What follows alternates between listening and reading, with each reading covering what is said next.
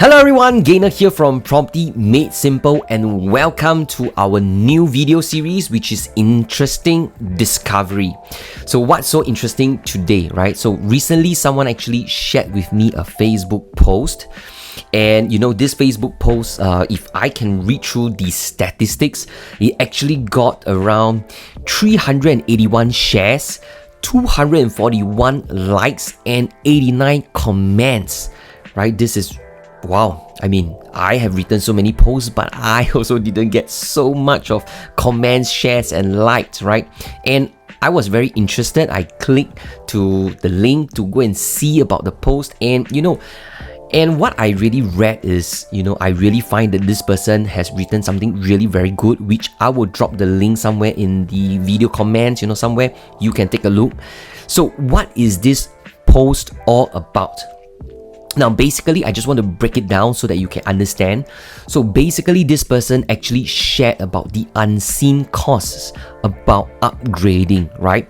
And which eventually, a lot of people thought that they could have earned this certain amount of profits, but actually it is not, because after you minus the costs involved, your profits actually is really not so much. I think so, right? But it depends on how you look at it. So what in the post it actually put is, if you buy a $1.5 million property and you sell it at 1.8 million, right? So basically, naked eye, we take a look, the profits should be around $300,000. But a lot of people didn't really factor in the cost, which can amount up to 120 or 140. I think somewhere in the post it actually written the cost.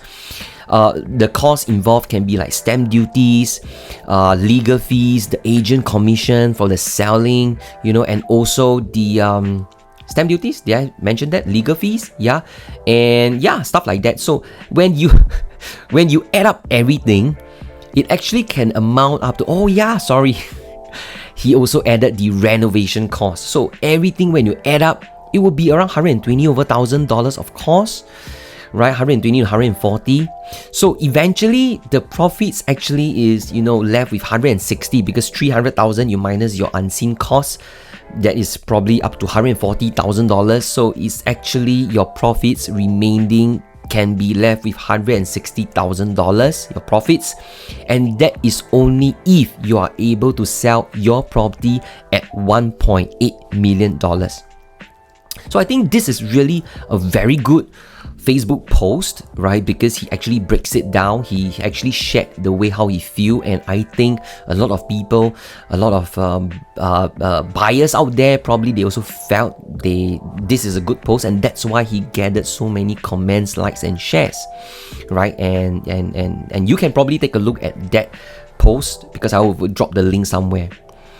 But what I really want to share in this video is basically also my opinions as well. I do agree with him, the person who wrote this post, and I also want to take the opportunity to also share with you my opinions about this as well, because this is something really very important, right?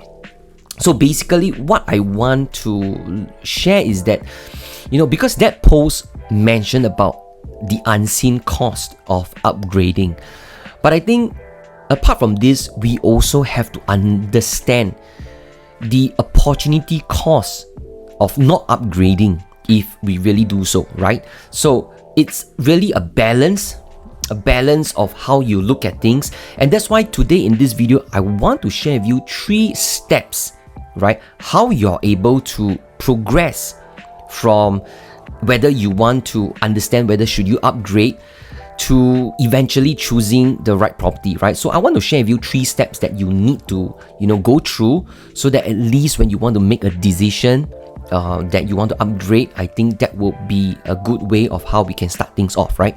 So what is the very first step, right? The very first step is really look at the current performance of your property. So basically, just look at your, probably for the past 3-5 years, how has your property been performing, right? Has it been making money, or probably the price has been stagnant? So if you felt that the price is stagnant, then probably you might right? You don't have to, but probably you might look at what is next for you, right? Of course, if you are comfortable staying in your current property, then so be it, right? I'm very happy if you guys actually enjoy your current place. But the thing is that I think it's also very important just to review, take a look at your current, performance of your property. So taking for example for me, right? Because of this post, I actually went to see my previous HDB flat, right? As in, what is the performance? So basically, I sold my flat 3 years ago. During then, I sold for $470,000. It was on the 4th floor. And I just checked through the current prices, and the current prices is still within around the 450 to 490,000. So actually the plus minus, the difference is not really a lot, right?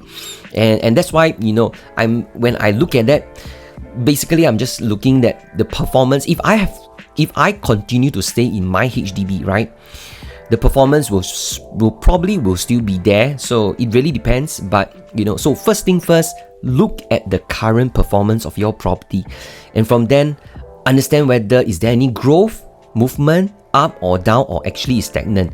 And then you are able to make a decision to think, should I look at what other opportunities I can.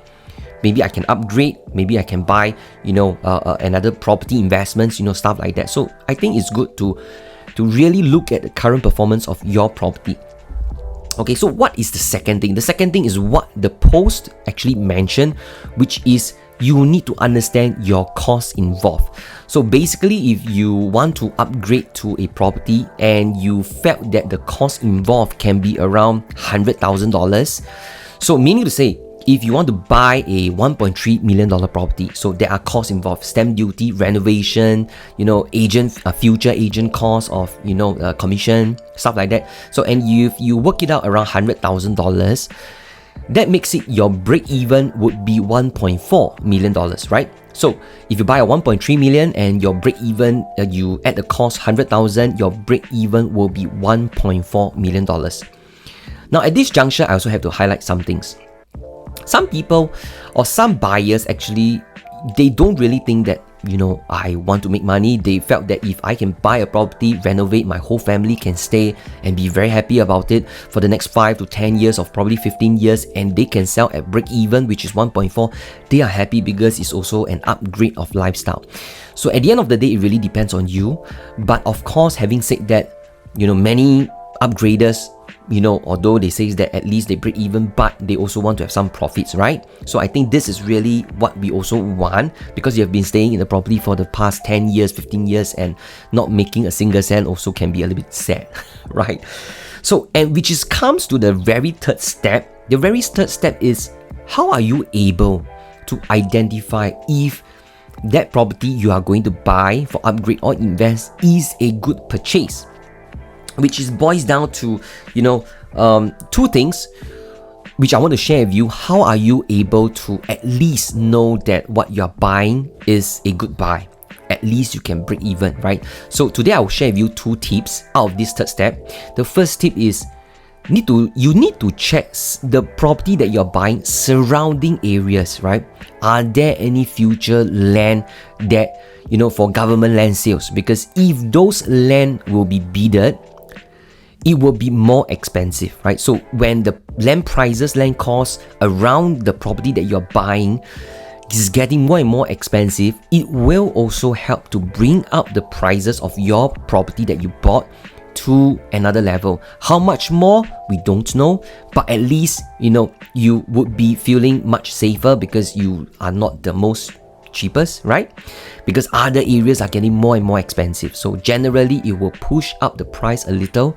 So I think this is one of the very first thing that you should know. Now, the second thing is that what you really need to know is, if you are buying a 3-bedroom, I just give you an example, you need to know the price point that you are buying, right? Because this is important. So I just want to give you my example. So I bought a EC, right? 3 years ago, I bought Privé. So whereas Privé is actually in Punggol. So if you can just, at this point you are watching this video, you can go and check the map. Now during then, the 3-bedroom that I'm going to buy is around 1.1 million, right? So I was thinking, what is is 1.1 million a good buy, right? The price that I'm paying, because I know that the previous owner has made quite a fair bit because he bought a new EC, right? So I look around the area, so I realize that there are 2 condos, although their locations are much better. They have this treasure trove, they have Park Centros, but then during then their 3-bedroom was also selling around 1.2 plus million. So there's a price gap of 100 plus thousand. So at least I know that I'm not the most expensive. At least I'm still, you know, on the cheaper side. And I think this is something I'm comfortable with. And also coupled with the fact that I know there are a number of ECs that are going to MOP, like Twin Waterfalls, Ecopolitan, Water Bay, Waterwoods, you know, stuff like that. And those owners also bought at a cheaper price, but you know, they are also selling at a high premium. So it might probably sell at the same price at a 1.1 or probably higher, right? And that's why I felt that that price point of 1.1 million for me to buy, I personally feel a little bit safe, right? And at the end of the day, fast forward to today, when I checked the current transacted prices of Privé, it actually went to around 1.2 plus million. So my point is actually quite true, right? So I think these are the 2 things. Look around your land area. Are there areas whereby it probably will have future government land sales? And also look at the price point. So if you're buying a 3-bedroom, look at the similar, you know, projects that are also selling 3-bedroom. Are they cheaper? Are they more expensive? Are they older? Are they newer? What is their layout like? You know, all this stuff. At least you will know whether are you buying a property that is a good investment, and probably for the next 5 to 10 years or 15 years, at least your price will be safeguarded, right? So I think these are the 3 steps that I want to share with you. Eventually, it's also about the opportunity cost that I don't want you guys to forgo. I think at the end of the day, you need to also understand the cost involved, just like what the post that I shared, you know, is important, and also understand what are the opportunity costs that could have been, you know, better for you. So you need to strike a balance and understand this as well. Okay, so thank you so much for watching this video. Hopefully I feel that, you know, you will like this video about this interesting discovery of this post, right? I'll drop the link somewhere, just take a look at it, right? And thank you so much. I'll see you in the next video. Bye.